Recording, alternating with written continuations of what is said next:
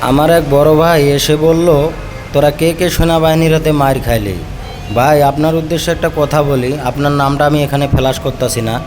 আপনি যখন দায়িত্বতে আসছিলেন, আপনার দায়িত্বের বেলাও তো আমরা ঠিকভাবে কাজ করে গেছি, তবুও তো মার খাইছি। কই, আমরা তো মায়ের কোনো দাম পাই নাই। আমাদের কষ্টে সবাই আপনারা মজা নেন কেন? এভাবে মজা নেন কেন? আমরা কি চুরি করে খাই না ডাকাতি করে খাই?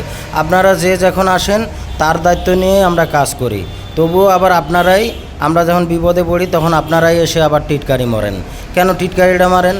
এই টিটকারিটা মারলে আমাদের মনে ভীষণ একটা কষ্ট লাগে। কই, আপনাদের বেলা তো আমরা এরকম টিটকারি মারি না। আপনারা যে যখন আসেন, যে যার যার দায়িত্ব নিয়ে আসেন, তার দায়িত্বতেই আমরা কর্ম ঠিকভাবে করে যাই। তবুও আপনাদেরকে আমরা এই অভিশাপটা দেই না যে আপনারা কে কোথায় কি করলেন না করলেন। তবুও আপনারা এসে আমাদেরকে এগুলা কথা বলে মজা নাচ্ছেন কেন ভাই? আমরা কি আপনাদের কোনো ক্ষয়ক্ষতি করেছি? যা যেভাবে বলেন তার সেভাবেই আমরা কাজকর্ম ঠিকভাবে করে যাই।